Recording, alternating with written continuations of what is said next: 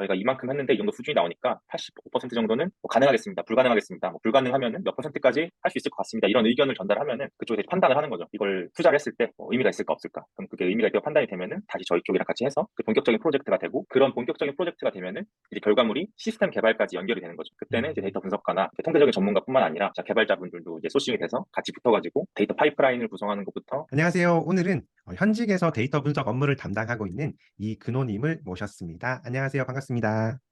안녕하세요. 네, 근호님 소개를 먼저 부탁드리도록 하겠습니다. 네, 안녕하세요. 저는 지금 LG CNS라는 회사에서 데이터 분석가로 일하고 있는 이근호라고 하고요. 그 학부는 응용통계학을 전공했고, 석사 과정에서는 이제 통계학 중에서도 시계열 분석을 전공했습니다. 그리고 지금 회사에서는 이제 회사 좀 특성상 되게 다양한 도메인 데이터를 다루고 있는데, 아니, 거의 대부분 정형 데이터 다루는 일을 하고 있습니다. 네, 반갑습니다. 네, 반갑습니다. 근호님 처음 데이터 분석, 머신러닝에 관심을 갖게 된 계기가 궁금해요. 이 길로 가야 되겠다고 내가 확신이 들었을 때 어떤 것을 통해 가지고 확신을 가지고 이쪽 분야로 진출을 하셨을까요?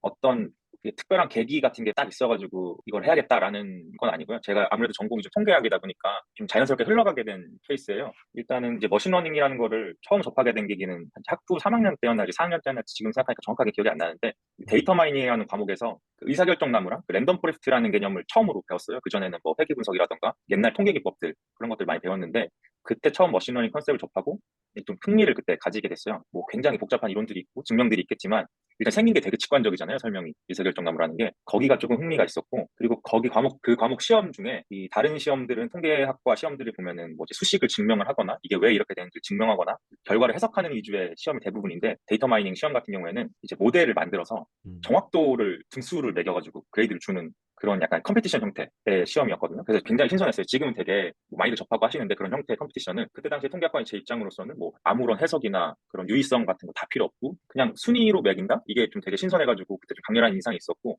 뭐 정확도나 F1 스코어나 이런 것으로 순위 평가하는 거 말씀하시는 네, 거죠? 그렇죠. 그런 예. 지표 위주의 어떤 해석의 타당성 이런 것보다는 지표 위주의 평가 방식 그런 게 좀 흥미로워가지고 이런 게 머신러닝이구나라는 걸 그냥 그때 처음 접했고요. 그걸 좀 계기로 해서 그 방학 때 친구들이랑 이제 그때 당시에는 세스나 R 같은 걸 이용한 공모전 같은 데를 나가서 물론 입장을 못했지만 알게 됐죠. 머신러닝 기법 중에는 어떤 것들이 있고 이런 식의 접근을 하는구나, 이런 식의 어떤 목적을 가지고 하는구나라는 걸 좀 알게 됐고요.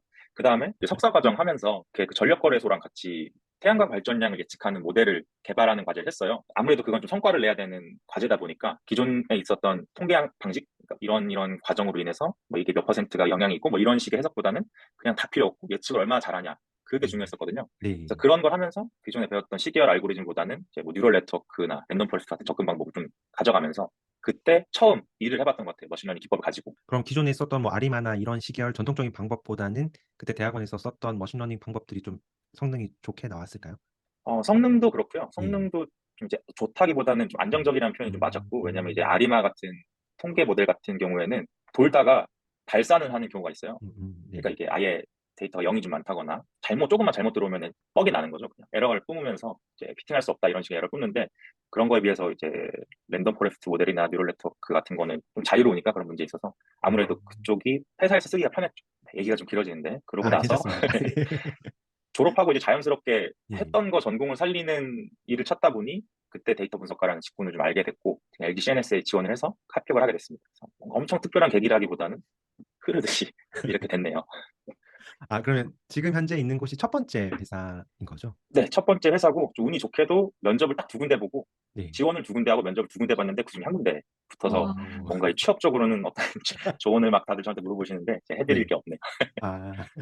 예. 이 네네. 데이터 분석이나 머신러닝 관련해서는 혹시 근원님만의 어떤 학습법이라든지 뭐 이런 자료들을 보면서 공부를 했었고 도움을 많이 받았었다. 어떻게 성장했다 그런 것들이 있을까요? 제가 뭐 성장 과정 중에 어떤 특별한 공부법이 있었던 건 아니고 제일 중요한 건 일단 필요에 의한 음. 압박인 것 같아요. 네, 아. 아까 말했듯이 결과를 내야 한 석사 과정을 시작하면서 네. 사실 그 전에 했던 공모전이나 이런 것들은 되게 자유롭잖아요. 입장 안 하면 말지 뭐 이게 단데 네. 석사 과정 때는 제가 그 사람들이 돈을 받으니까 음. 압박이 들어오거든요. 이게 왜 안 되냐, 왜 정확도가 이렇게 낮은지, 이거는 왜 지난주엔 잘 나오다가 이전 주에는 왜 이렇게 떨어졌냐 이런 식의 압박이 들어오는데 그 문제를 되게 현실적인 문제들 일단 저한테 던져지고 음. 그거를 해결해야 되는 과정을 하나씩 하나씩 좀 이제 풀어나가면서 그때 네. 조금 많이 성장을 했던 것 같고요. 석사 과정에서 일을 하는 거의 장점이 뭐냐면은 회사보다는 약간 포커스가 조금 더 학구적이에요. 그 회사에서 하는 것보다는 조금 더 논문을 볼 시간이 많다던가 아니면 음. 이론적으로 접근해서 실패해볼 기회가 많은 거죠. 네. 그때 당시에 이것도 해보고 저것도 해보고 뭐 아리만 해보고 안 되니까 다른 논문 꺼내서 다른 논문에 있는 이런 앙상블 기법을 해보고 이거 안 되니까 뉴럴 네트워크가 잘 맞다더라 하고 뉴럴 네트워크도 해보고 이런 식의 좀 접근을 하면서 그때 제일 많이 성장도 했던 것 같습니다. 압박 속에서 다양한 시도들을 많이 하셨네요. 일반 사람들 눈에는 이 통계를 전공했으니까 데이터 분석 쪽 전공자라고 생각을 할 것 같아요. 통계를 전공한 사람이 이 데이터 분석 직무로 갔을 때 장점이 있을까요? 그런 순수하게 AI나 ML을 활용하는 경우가 아닌 경우도 있어요. 예를 들면은 데이터를 받아봤는데 데이터 수가 굉장히 적다던가 아니면은 도메인 분야에 따라서 통계학적인 알고리즘이 필요하다던가 예를 들면 뭐 설문지를 만져야 된다거나 이런 경우에는 그걸 위한 머신러닝 알고리즘 같은 거는 잘 없거든요. 왜냐면 일단 뭐 기본적으로 모델 베이스는 아니니까. 네. 네, 그런 유의성 검증 같은 걸 해야 될 때 음. 그때 일단 굉장히 좀 쉽게 익숙하게 접근할 수가 있고요. 음. 제가 그때 다시 그런 방법론을 찾아본다고 해도 어쨌든 통계학의 베이스 위에 있는 거기 때문에 좀 이해가 쉬운 편이 좀 있고요. 저희 회사 같은 경우에는 아예 고객 쪽에서 요구를 할 때 통계학 전공자를 요구하는 경우도 있어요. 저희 회사 같은 경우에는. 그래서 아. 그럴 때는 제가 제 전공이 조금 도움이 되죠. 근데 이게 실질적인 역량 차이라기보다는 그냥 인식 차이인 것 같아요. 그 음. 완전히 비전문가, 그 요청하는 입장에서 봤을 때 통계랑 더 가까워 보이니까 통계학과를 전공한 그런 사람을 요구를 하는 거죠. 제가 알기로는 SI 회사는 조금 전산 시스템의 개발, 기획, 운영 이런 업무를 대신해 주는 회사로 알고 있는데 주로 어떤 형태의 데이터 분석을 하시고 있나요? 그러니까 SI 회사에서 하는 일이랑 SI 회사에서 데이터 분석을 하는 일이랑 비슷한 점도 있고 좀 다른 점도 있는데 저희는 보통은 기획보다는 개발이나 운영 쪽에 조금 더 제 개인적인 의견입니다. 가까운 것 같고요. 어떤 식으로 일이 시작이 되냐면은 뭐 종류가 정해진 건 없습니다. 데이터 분석과 관련된 어떤 테마나 주제가 있고 그걸 가지고 고객이 저희한테 요청을 하거나 아니면 저희가 먼저 제안을 하거나 하는 둘 중에 한 가지 방식으로 이루어지고요. 종류가 이제 결과물에 따라 좀 달라지는 것 같은데 단순하게 아까 말씀드렸던 뭐 설문지를 만져야 되는 일이라거나 단순히 우리는 이런 데이터가 많은데 아직까지 그거를 파악을 해본 적조차 없어요. 이런 아무것도 돼 있지 않은 경우도 있거든요. 그럼 그럴 때는 저희가 가서 데이터 현황부터 리포트를 제출하는 경우도 있고요. 그런 경우에는 프로젝트의 아웃풋이 리포트가 되겠죠. 데이터 현황이라던가 그쪽에서 음. 요청하는 어떤 관점에 대해서 저희의 의견을 담은 리포트가 나가게 되는 거고 어떤 풀어야 되는 문제를 저희한테 던져주는 경우가 있어요. 뭐 예를 네. 들어서 우리가 지금 판매량을 예측하고 싶은데 지금 정확도가 몇 퍼센트고 이걸 몇 퍼센트까지 올릴 수 있을까라는 질문을 저희한테 주면은 그때는 이제 조금 더 깊게 들어가는 거죠. 아무것도 없이 네 할 수 있습니다 이렇게 할 수는 없거든요. 그래서 보통 이제 POC라는 거를 진행을 해요. 아마 2개월에서 3개월 정도 보통 진행을 하는 것 같고요. 기본적으로. 그래서 그때 이제 체크를 하는 거죠. 샘플 데이터 같은 거 받아서 베이직한 모델을 가지고 어떤 베이스라인을 잡아봤을 때 뭐 목표하는 숫자가 80%인데 75% 정도 나온다. 그러면은 이 정도 수준이고 저희가 이만큼 했는데 이 정도 수준이 나오니까 85% 정도는 뭐 가능하겠습니다. 불가능하겠습니다. 뭐 불가능하면은 몇 퍼센트까지 할 수 있을 것 같습니다. 이런 의견을 전달하면은 그쪽에서 판단을 하는 거죠. 이걸 투자를 했을 때 의미가 있을까 없을까. 그럼 그게 의미가 있다고 판단이 되면은 다시 저희 쪽이랑 같이 해서 그 본격적인 프로젝트가 되고 그런 본격적인 프로젝트가 되면은 이제 결과물이 시스템 개발까지 연결이 되는 거죠. 그때는 이제 음. 데이터 분석가나 통계적인 전문가뿐만 아니라 개발자분들도 이제 소싱이 돼서 같이 붙어가지고 데이터 파이프라인을 구성하는 것부터 그걸 완성된 모델을 실는 거 그리고 모델이 뱉어내는 예측값들을 필요한 시스템에 다시 전송하는 일까지 다 이렇게 연결되는 전체적인 파이프라인을 만드는 거죠. 그러면 그래서 제가 예. 듣기에 느낌은 좀 다양한 도메인 데이터를 다룰 수 있겠네요. 근데 뭐 이것저것 전부 다 할 수 있는 건 아니고요. 다른 업계에 비해서 상대적으로 다양하게 좀 볼 수 있는 거지. 아무래도 이게 도메인 지식이라는 게 좀 생소하잖아요. 데이터, 저 같은 통계학과한테는 공장이라든가 뭐 SCM이라든가 뭐 네. HR이라든가 이런 거 굉장히 생소한 분야이기 때문에 가서 공부를 좀 해야 돼요. 공부를 해야 음. 되는데 그런 노하우들을 제가 HR 관련된 프로젝트를 했다가 제조 프로젝트를 들어가면 그런 노하우들을 전혀 쓸 수가 없기 때문에 갔던 분야로 많이 가게 되는 경향은 조금 있죠. 다양하게 음. 한다고 하지만. 도메인 이야기가 나와서 말인데요. 도메인 관련 학습은 이렇게 혼자서 하시는 건가요? 아니면은 그쪽 관계사 현업 담당자들과 소통을 통해 가지고 또 이렇게 지식을 쌓는 걸까요?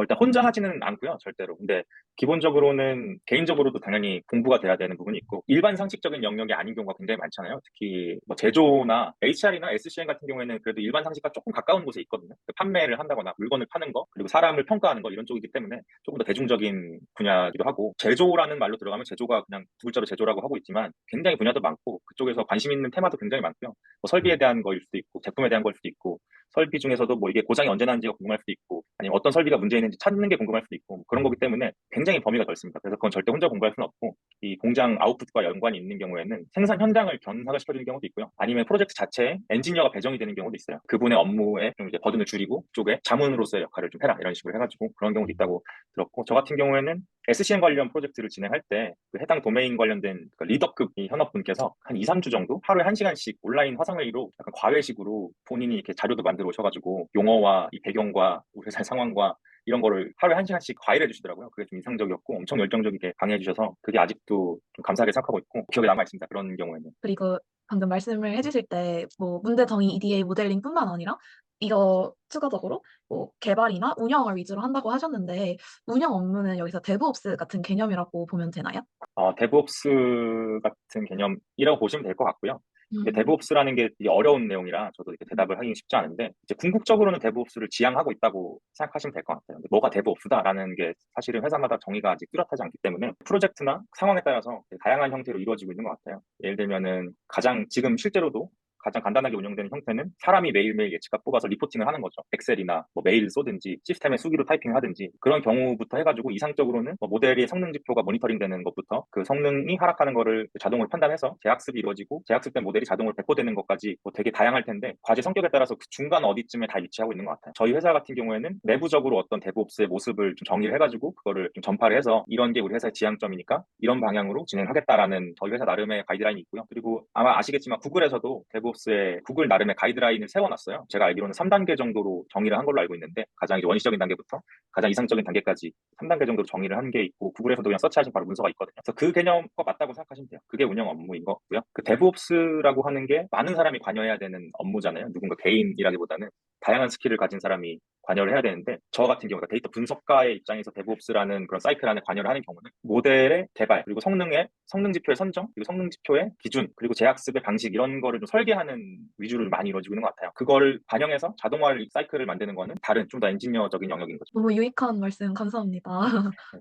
그러면 적정한 성능이 나오면 개발을 멈춘다고 들었는데, 네, 역시 현직에서는 모델의 성능 1%를 올리는 것이 크게 의미가 없다고 해석을 해도 될까요? 그 적정한 성능이라는 말 제일 어려운 건데 아, 되게 여러 가지 의미로 해석이 될 수가 있을 것 같아요. 그러니까 1, 2%뭐 이런 수치보다는 그 수치는 일단 상대적인 개념이잖아요. 네. 그러니까 예를 들자면은 수치로만 따져도 제가 들어갔던 어떤 제조 관련된 영역에서는 정확도가 98.9%인가가 나왔어요. 근데 이제 불충분하다라는 피드백을 받았고 그 다른 프로젝트에서는 정확도가 한 70%가 조금 못 미쳤는데 충분하다 해서 시스템까지 간 케이스가 있어요. 그러니까 수치라는 건 되게 상대적이기 때문에 뭐 1%, 2%라는 것보다는 현행하고 있는 거 대비해서 개선이 됐냐 안 됐냐가 좀 강력한 기준인 것 같아요. 그리고 또 단순히 수치적으로 가는 것보다도 그런 비교 대상이 누구냐에 따라서 좀 다를 수 있거든요. 업무의 성격이나 예를 들어서 지금 제가 어떤 무언가를 예측하는 모델을 만든다고 했을 때 지금 무언가를 예측하는 업무 프로세스가 있냐 없냐 이거 굉장히 중요하거든요. 사람이 하고 있는 일을 모델로 대체하겠다 그래 버리면은 아주 쉬운 기준이 생기잖아요. 지금 하고 있는 사람보다 잘 맞출 것이라는 쉬운 기준이 생기는데 이게 사람이 아예 할 수가 없는 불가능한 일이라서 이제 전에 없던 일을 새롭게 만들어야 된다. 이거면 굉장히 이제 복잡해지죠. 그러면은 적절한 성능이라는 말이 엄청 어려워지는데 그럼 적절한 성능에서 말하는 그 지표는 뭐냐? 이것부터 처음부터 만들어야 되고 적절한 수준은 뭐냐? 이 모델이 몇 퍼센트의 정확도를 내뱉었을 때 이런 현업에 미치는 그런 비즈니스적인 임팩트는 몇 퍼센트냐? 얼마냐? 이거를 정량화하지 못하면은 정확한 이제 성능이라는 말을 할 수가 없거든요. 그렇게 되면 굉장히 어려운 거고 이런 정확도 개념보다도 시간이나 비용 관련된 게 성능일 수도 있죠. 예를 들면 똑같은 업무를 똑같은 정확도로 사람이 할 때 4시간이 걸린다고 했을 때 비슷한 수준의 정확도로 10분 안에 끝낼 수 있다. 이렇게 되면 이제 적절한 성능이라고 할 수 있는 거죠. 몇 년 전에 들어갔던 프로젝트에서는 그냥 95%를 넘어야 된다. 그냥 이렇게 했어요. 아무것도 없이. 그냥 왜냐면 이제 AI가 하는 거니까 90%가 넘어야 된다. 95%가 넘어야 된다. 약간 이런 개념을 좀 많이 제시를 했었는데 요새 들어가는 그 프로젝트에서는 이 숫자나 그런 것보다도 아무래도 AI나 머신러닝에 대한 인식이 좀 내부적으로도 많이 퍼지고 좀 사회적으로도 많이 퍼져서 그런 건지 이걸로 인해서 얻을 수 있는 비용적 효과에 대해서 되게 많이 궁금해 하시더라고요. 저런 높은 곳에서 계시는 분들도. 물론 제가 그거를 이제 계산하거나 하는 입장은 아니지만 그런 거에 대해 관심이 많아져서 그럼 접근 방식이 좀 다른 거 아닌가. 그냥 단순히 저희 같은 데이터 분석가나 AI나 머신러닝 하시는 분들이 생각하는 정확도가 몇 %냐 이거랑 성능은 의외로 관련이 없을 수도 음. 있다라는 생각입니다. 그러면 뭐 비즈니스적 임팩트나 시간, 비용 이런 걸 다 따져서 정확도까지 다 고려를 해서 만든다고 이해하면 되겠네요. 네네, 맞습니다. 네, 감사합니다. 너무 좋은 이야기 해주셨네요. 감사합니다. 네, 굉장히 공감이 많이 되고 있습니다. 그다음 이쪽 분야에 있는 분들이 취업을 하고 나서도 일을 하면서도 계속해서 공부를 하더라고요. 근호님도 계속해서 공부를 하고 계신지, 또 어떤 분야에 좀 관심을 가지고 이렇게 공부를 하고 있는지, 어떤 방식으로 공부를 하고 있는지 좀 궁금한데 공유를 부탁드리겠습니다. 제가 제일 처음에 했던 얘기랑 조금 연결이 돼요. 음. 필요에 의한 압박이 가장 큰 원동력이고요. 네. 아까 말씀드렸듯이 SI라는 분야에서 데이터 분석을 하고 있고 그렇다 보니 되게 이제 다양한 분야에 많이 접근할 기회가 있어요. 근데 그렇다 보니까 어제까지 했던 일이 오늘부터는 이제 제가 이때까지 했던 거랑 아무 관련이 없을 수 있는 거죠. 지금부터 해야 될 일이라면. 저는 어떤 방식으로 좀 공부를 하냐면은 일단 얕고 넓게 공부를 좀 많이 하는 편이에요. 프로젝트를 음. 들어가기 전에 이제 프로젝트에 대한 정보를 받고 몇 월 며칠부터 이 과제가 시작할 것이다라는 그런 내용을 알게 되면은 그 과제에 대한 베이직한 방법이나 대표 사례부터 좀 공부를 하는 편이고요. 그렇게 되면 의외로 논문을 읽게 되는 경우는 좀 많지는 않은 것 같아요. 왜냐하면 일단 사례 기준으로 어떤 방법이 필요한가를 먼저 빨리 파악을 해야 되기 때문에 그리고 나서 프로젝트가 시작했을 때 진짜 데이터를 받아보고 그때부터 이제 내가 생각했던 사례 뭐뭐뭐 A, B, C, D 중에 B랑 가깝구나. B에 사용됐던 기법은 뭐였구나. 그럼 B와 관련된 어떤 기법과 관련된 논문을 찾자 이런 식으로 좀 공부를 하는 것 같고요. 그래서 공부를 하는 소스는 일단은 논문도 사실 뭐 최신 논문까지 가진 않고요. 최신 논문은 이제 조금 비즈니스 사례가 없기 때문에 되게 보수적으로 접근했을 때 아직까지는 좀 믿지 못하는 상황이니까 그거와 관련된 파이썬에 있는 완성된 라이브러리가 있나 없나를 일단 먼저 찾아보고 그거의 공식적인 문서를 통해서 사용법을 좀 학습하는 편이고 그리고 역시 그 스택 오버플로우에서 많이 찾아보고 있죠. 거기는 요새는 이제 코드 덩어리뿐만 아니라 이론적인 내용도 질문 답변이 막 오고 가고 있어가지고 거기서도 네. 많이 공부를 하는 편입니다. 제가 얘기를 들어보면은 회사에서 주는 스트레스를 굉장히 긍정적으로 받아들이시는 것 같아요. 아, 아, 저는 그걸 스트레스라 표현하는데 음, 예, 되게 긍정적인 압박으로 지금 받아들이고 계신데 회사에서 주는 거 말고 혹시 근호님이 직접 이렇게 압박적인 환경을 만들어서 나는 뭐 해야 되겠다라고 하시는 것들도 혹시 있을까요? 재미있는 것만 합니다. 저는 아, 이게 뭐가 필요해서 공부를 해야겠다보다는 이거 좀 네. 재밌어 보이네 음. 라는 게 보이면 공부를 하고요. 네. 그래서 조금 막 이거 공부해야지 저거 공부해야지 일도 좀 많이 벌리고 그리고 되게 중간에 많이 그만둬요. 음, 아. 근데 이게 저는 좀 괜찮다고 생각하는 게 그냥 시작해서 안 되면 말지라는 생각이 있으니까 이것저것 그냥 해볼 수 있는 것 같고 그리고 제가 관심 있는 분야에는 조금 집중을 막 빡 하는 편이라서 짧게 들어가서 많이 배우지 못하고 내려놓고 다시 그만두더라도 의외로 남는 게 조금씩 조금씩 쌓이더라고요. 저 같은 경우에는 개인적으로 이 어떤 분야가 있으면 그거를 이제 관통하는 어떤 공통적인 개념 같은 게 있다고 생각하는 편이기 때문에 그 조각조각 모으다 보면은 이게 여기서도 나오고 저기서도 나오고 그런 경우가 많아서 그런 식으로 공부하고 있습니다, 개인적으로. 군호님 옆에서 공부하는 거 봤을 때 어떤 특정 주제를 가지고 크롤링해서 이렇게 만들면서 분석하는 거 제가 옆에서 살짝 봤는데 굉장히 재밌는 주제 잘 아, 잡아 가지고 그렇게 공부하시는 것 같더라고요. 그래서 보면서 많이 배웠습니다. 감사합니다. 데이터 분석을 잘한다는 것은 어떤 기준으로 판단할 수 있을까요? 뭐 알고리즘이나 뭐 방법론이나 그런 거를 빨리 공부하는 능력도 물론 필요하겠지만 그냥 제 입장에서 제가 다니는 회사의 입장에서 제가 지금 하는 일의 입장에서 데이터 분석을 잘한다라고 하는 거 기준을 좀 생각해봤어요. 그거를 좀 이제 한마디로 정리를 하면은 문제 정리를 잘해야 된다. 음. 그게 데이터 분석을 잘한다는 것 같고요. 왜냐하면 질문이 주어지면은 그거에 맞는 답을 구할 수 있거든요. 근데 질문 설정이 애초에 잘못되면은 그 답이 의미가 없거나 아니면 불가능한 답을 계속 구하려고 하는 경우가 있어요. 그래서 예를 들면 어떤 고객이나 누군가가 아니면 내 필요에 의해서 뭔가를 만들어야 되는데 현실적이나 비즈니스적인 문제가 저한테 오는데 그걸 가지고 결국에 숫자로 해결할 수 있는 문제를 바꿔야 되는 거거든요. 그럼 내가 가진 데이터와 그 사람이 하는 요구 사항과 그리고 어떤 방법론을 섞어서 나온 숫자가 비즈니스의 요구 사항이나 내가 필요했던 거랑 결과물과 목표가 일치하나? 그게 굉장히 중요하다고 저는 생각하거든요. 방향 자체가 잘못되면은 뭐 정확도가 100%인 모델이 나와도 아무짝에 쓸모가 없잖아요. 네. 그러니까 그 질문 설정을 잘하는 사람이 이 데이터 음. 분석을 잘한다고 말할 수 있을 것 같다고 생각하고 있습니다.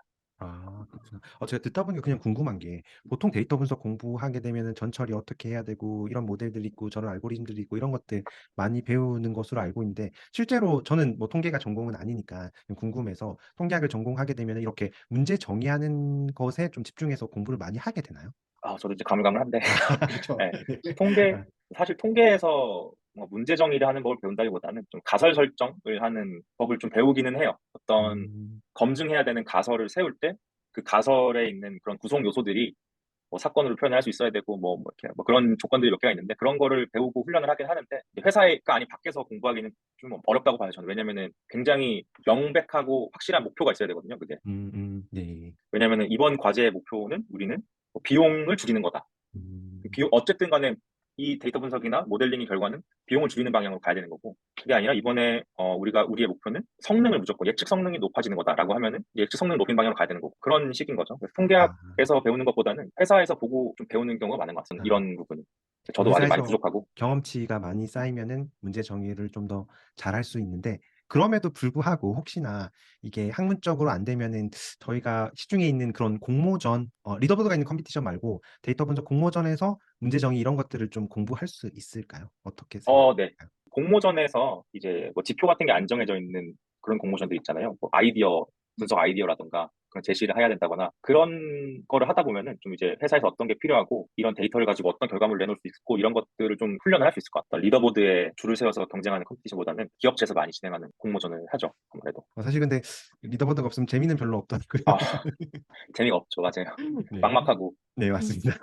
그러면 다음은 근원님은 어떻게 보면 뭐 코딩과 직접적으로 관련이 없는 과였음에도 불구하고 프로그래밍이나 이론 공부를 이렇게 스스로 찾으면서 꾸준히 하고 계시는 것 같아요. 근데 이렇게 지치지 않으면서 공부할 수 있는 원동력이 아까 말씀하셨던 그 재미와 관련이 있는 건가요? 네, 그렇죠. 그렇게 어, 봐주셔서 감사한데 제가 그렇게 꾸준히 한 편은 아니고 네, 저 같은 경우에는 일단 재밌어야 뭘 하는 스타일이고 음, 그래서 어떤 커리큘럼을 딱 잡아주고 내가 뭐 이 공부의 결과로는 난 이런 지식을 얻겠어 이런 방식의 공부보다는 이거 재밌을 것 같은데 한번 해볼까? 라는 식의 접근이 굉장히 많아요. 저는 이제 통계학과 나오면서 코딩 쪽에는 R로밖에 접하지 못했었는데 뭔가 이 코딩을 하면서 이 문제 해결하는 게 좀 재밌어 하는 스타일이거든요. 그게 그런 계기가 하나 있는데 이게 질문에 답변이 되는지 모르겠지만 제가 들었던 수업 중에 통계 프로그래밍이라는 수업으로 R 가지고 수업을 했었어요. 그걸 가지고 시험 치는데 그래프를 그리는 범위가 있었거든요. R로 그래프를 그려야 되는 시각화 범위가 있었는데 그거를 가지고 친구랑 공부를 하다가 새벽까지 남아서 공부를 하다가 심심해서 그 R에 있는 그래프 폴리곤으로 그랑조 마법진 그리는 걸 했었거든요. 근데 어, 가볍게 시작했는데 3시간이 굉장히 걸렸어요, 그게. 그랑조를 모르는 세대 아닐까요? 아, 저요? 민정님 그랑조 모르세요, 혹시? 나중에 뭘까요? 검색 한번 아, 검색하면 네. 동그란 거에 사각형으로 네. 해가지고 딱 뭔가 그래프를 그릴 수 있을 것 같은 뭔가 보이거든요. 아, 네, 네. 그거 한 네 종류 그릴 수 있는데 그 네 종류 그리는데 3시간이 걸렸어요. 새벽에. 공부랑 사실 상관없는데 낑낑대면서 어쨌든 풀어냈는데 음, 그때 조금 재밌었어요, 되게. 어, 그 다음부터였었던 것 같은데 그 다음부터 뭔가 일을 한다던가 공부한다던가 이게 안 되는 게 있을 때 스트레스를 받는 게 뭐 이론적인 거 이해 안 되면 스트레스를 받지 뭐 코딩 문제에 딱 부딪혔으면은 그걸 해결하는 과정이 좀 재밌는 편이거든요, 저는. 그래서 하다가 뭐가 안 되면은 오히려 더 파고드는 편이에요. 주로 이제 내가 구글에다가 방법을 검색했는데 이걸 아무도 해본 사람이 없다. 보통은 쓸데없는 건데 그럴 때 조금 실력이 조금씩 느는 것 같아요. 진짜 복붙으로 끝나지 않고 파고들어야 되는 경우가 생기니까 원동력이라고 하면 그냥 재미인 것 같습니다. 대답이 좀 비루해졌는데 코딩 따로 이렇게 배우시거나 그러지 않고 혼자 독학으로 계속해서 공부하신 건가요? 학교에서 배웠던 R 제외하고는. R을 생각보다 오래 했어요. R을 처음 잡고부터 한 8년 정도 만졌는데, 그러니까 지금까지 하면 이제 한 9년, 10년이 돼가는 거죠. 근데 그때 말씀드렸던 아까 그랑조 그래프 그리다가 재미를 딱 느끼고 나서 R을 좀 더 공부해봐야겠다 해서 제가 남들보다 R을 좀 많이 팠어요. 그 헤들리 위컴이라는 사람이 지은 이 사람이 R 스튜디오의 수석 개발자인데 되게 유명한 사람이거든요. R 쓰는 네. 쪽에서는. 그 사람이 지은 이제 어드밴스드 R이라는 책이 있는데 그게 이제 보통은 R 가지고 통계 공부하고 더 나아가지 않는 분들이 많은데 그거는 이제 R의 프로그래밍 언어적인 성격을 건드리는 좀 책이거든요. 그걸 가지고 공부를 좀 했었어요. 제가 그냥 R이 좋아서. 그러다가 이제 회사를 딱 들어갔는데 R은 조금씩 줄어들고 있고 파이썬을 많이 쓰기 시작했죠. 그래서 신입사원 교육 때 파이썬 기초 교육을 2개월 정도 받고 근데 그 R 자체를 좀 프로그래밍 언어라는 생각으로 접근하다 보니까 파이썬으로 전환하는 데는 그렇게 오래 걸리진 않았어요. 그 2달 끝나고 바로 일을 시작했으니까 네, 파이썬으로. 네. 지금은 전부 파이썬으로 하고 있어요. 개인적인 질문이 될 수도 있을 것 같은데 데이터 분석 쪽 업무를 생각하는 저희과 학생들은 주로 뭐 석사를 가지 않고 바로 취업을 많이 하는 편인데 데이터 분석에 있어서 석사 과정을 가는 것에 좀 어떤 장점이 있을지 여쭙고 싶습니다. 이것도 굉장히 어려운 질문이에요. 저 같은 경우에는 석사를 졸업하고 취직을 했기 때문에 석사가 과정을 가게 됐을 때 장점을 말씀드리면은 아마 그 세부 전공을 하게 되는 것 같아요. 제가 생각할 때는 그게 좀 장점인 것 같고 왜냐면은 통계학이라는 게 아니라 거기서 타이틀이 하나 더 붙잖아요. 저 같은 경우는 시계열 분석이라는 걸 했고 이제 말하자면은 이제 내 전문 분야라는 게 생기는 건데 저 같은 경우에는 아직도 꽤 영향을 미치고 있어요. 제가 거의 지금 수요예측 프로젝트 있으면 다 저를 잡아가기 때문에 와. 지금 단지 시계열 전공했으니까 제일 잘하겠지 하고 그냥 붙지도 따지도 않고 저를 집어넣는 경우가 있거든요. 그래서 능력 그게 아직 있으시니까 영향을 미치고 그러겠죠. 네. 있고 감사합니다. 그리고 석사 과정을 하게 됐을 때는 어떤 쪽으로 가려고 노력을 해야 되냐면 제 생각에는 그러니까 학부생 때는 경험하기 힘든 걸 뭔가 해봐야 될 것 같아요. 그러니까 연구과제라던가 기업체나 뭐 정부기관이 주관하는 연구과제를 진행하게 되는 거. 아까 말씀드렸듯이 왜냐면 이게 실무를 경험할 수 있는데 그 초점이 살짝 더 학부적이거든요. 그래서 이런 게 잘 없어요. 어디 연구원에 취직하는 게 아니라면 뭐 제 생각입니다만 뭐 이건 제 개인적인 경험이었고 저희 회사 같은 경우에는 제가 그 지원서 쓸 때만 해도 그 석박사 전형을 완전 따로 뽑았어요. 학사 전형에 묶어서 석사를 별도로 인정해주고 그런 개념이 아니라 석사만 지원할 수 있는 별도의 전형이 있었어요. 그런 게 잘 없었거든요. 그래서 제가 면접 보고 면접관님한테 그때 질문을 드렸었는데 왜 잘 없던데 석사를 따로 뽑으세요? 하니까 그때 들었던 말이 그러니까 석사 과정을 했다고 해서 뭐 학부생보다 같은 전공에서 뭐 지식적으로 굉장히 뛰어나다고 생각하지는 않는다. 자기네들도 2년을 공부 더 한 거니까. 그렇지만 석사 과정을 하는 과정에서 그 논문을 쓴다는 것 자체가 나만의 주제가 있고 그걸 위해서 자기주도적으로 문제를 해결해본 경험이 있다라고 생각을 한다는 거죠. 증거가 남아있으니까. 그 과정에서 어떤 정도의 도움을 받았는지 모르겠지만 과정에서 내 주도적인 부분이 들어갔다는 거라고 생각한다라고 하는 거고요. 그때 또 이어서 한 말이 데이터 분석이라는 게 경험해보지 못한 그리고 솔루션이 명쾌하지 않은 일을 계속 해결해야 되는데 그럴 때 어떤 자기 주도적으로 가설이나 문제를 푸는 과정에서 조금 더 낫다고 생각한다 이런 얘기를 들었었거든요. 그래서 딱 그 정도인 것 같아요. 그 석사의 장점은 뭔가 대단해지는 건 아니고 학부에서 못한 경험을 조금 더 하는 것과 그리고 나만의 새로운 타이틀이 생기는 거, 세부 전공이라든지 나의 연구 분야나 나의 논문 제목이라는 그런 분야가 생기는 거 그런 것 같습니다. 뭔가 나만의 새로운 타이틀이 생긴다? 이런 말이 너무 멋있는 것 같습니다. 아, 감사합니다. 그래서 감사합니다. 제 개인적으로는 코스웍만 하면 안 된다고 생각해요. 저는. 아, 본인이 잘 체득해야 된다라는 아, 의미인가요? 그렇죠. 내가 직접 해본 뭔가를 만들고 나가야 된다라는 거죠. 2년 동안. 명심하겠습니다. 저도 이제 아니, 석사를 했는데, 감사합니다. 네. 그렇군요. 아, 네. 축하드립니다. 아, 네. 감사합니다. 힘든 길을 선택하셨군요. 아, 네. 마지막으로 데이터 분석가를 준비하는 분들에게 데이터 분석가로 성장하고 싶은 분들에게 하고 싶은 말을 좀 정리하고 마무리 짓도록 하겠습니다. 뭔가 두 가지 정도가 있는데 저는 일단 데이터 분석이라는 말이 되게 어려운 것 같아요. 분야의 난이도라는 게 아니라 데이터 분석이라는 게 굉장히 많은 걸 포함하고 있잖아요. 이제 이런 쪽으로 진로를 희망하시는 분 중에 추상적인 분들이 많으세요. 나는 데이터 사이언스를 할 거야. 나는 AI를 할 거야. 아니면 데이터 분석 쪽에서 취업을 하겠어. 이렇게 생각하시는 분들이 많은데 저는 개인적으로 데이터 분석이라는 말 자체는 뭐 스포츠 정도의 크기를 가진 카테고리라고 생각하거든요. 나는 운동선수가 될 거야. 이거는 꿈이 될 수는 있지만 내가 직접 진로를 설정해야 되는 부분에 있어서는 좀 불충분하다고 봐요. 그래서 저는 좀 한 발 더 나가서 나는 데이터 분석 분야라는 산업이 이렇게 이만큼이 있는데 그 중에서 머신러닝 엔지니어가 될 거야. 아니면은 뭐 통계적인 지식을 활용해서 어떤 결과물을 낼 수 있는 사람이 될 거야. 이런 좀 구체적인 방향을 잡아야 된다고 생각하거든요. 물론 이제 그 원하는 데 못 가겠지만 그 성장하는 방향이라도 그런 걸 좀 세워야 된다고 생각해요. 나는 뭐 축구 선수가 될 거야 정도 같은 그런 거를 알아볼 수 있는 꿀팁 같은 거 제가 누가 이제 취업 관련돼서 물어보면 해주는 얘기인데 취업 공고 같은 데 많이 보시잖아요. 이제 3, 4학년쯤 되시면은 막 취업 공고도 보실 텐데 거의 신입사원 공고 많이 보실 거거든요. 저는 개인적으로 이제 경력직 공고 많이 보라고 말씀드리고 싶어요. 꿀팁 아닌 꿀팁인데 현업에 계신 회원님은 아시겠지만 경력직 공고라는 거는 신입사원 공고랑 다른 게 신입사원 공고 보면은 뭘 주도적으로 할 수 있고 열정이 있고 뭐 데이터 분석 분야에 경험이 있고 이런 식의 워딩이 들어가 있는 반면에 경력직 공고 보면은 스파크를 이용해서 일배치 단위의 머신러닝 파이프라인 운영해본 경험이 있는 자 뭐 이런 식으로 적혀 있어요. 그 사람이 지금 내일 당장 필요한 거거든요. 그 회사에서. 그러고 나서 적혀 있어요. 3년 이상 경력 뭐 이런 거. 준비하시는 분들이 3년 뒤에 가지고 있어야 취업 시장에서 먹히는 스킬이라는 거죠. 봐보면 되게 뭐가 많아요. 데이터 분석이라고 해서 제가 머신러닝 ML 이렇게 달아서 하면은 스파크부터 뭐 카프카부터 해서 뭐 도커 엔지니어를 구하는 경우도 있고 그냥 뭐 통계학 박사를 구하는 경우도 있고 굉장히 많거든요. 그래서 그 경력직 공고를 한번 살짝 읽어보시고 데이터 분석 분야라는 이런 넓은 곳에는 이런 갈래들이 있구나라고 한 번쯤 이제 훑어보시면 조금 이제 내 진로를 추상적인 거에서 구체적인 걸로 조금 넘기는 게 도움이 되지 않을까라고 생각하고 있습니다. 너무 감사합니다. 이렇게 또 마무리도 잘 해주셔가지고 감사하고 저희가 오늘 어려운 질문을 많이 한 것 같습니다. 난해한 질문들을 많이 했는데 그래서 이렇게 답변을 너무 잘 해주셔가지고 저 인터뷰하면서 많이 배운 것 같습니다. 근호님 오늘 너무 감사합니다. 제가 너무 두루뭉술한 얘기가 많이 해가지고 좀 더 디테일한 얘기를 했어야 되는데 아닙니다. 너무 너무 많이 많이 배웠습니다. 듣습니다. 네. 아유 감사합니다. 네, 감사합니다.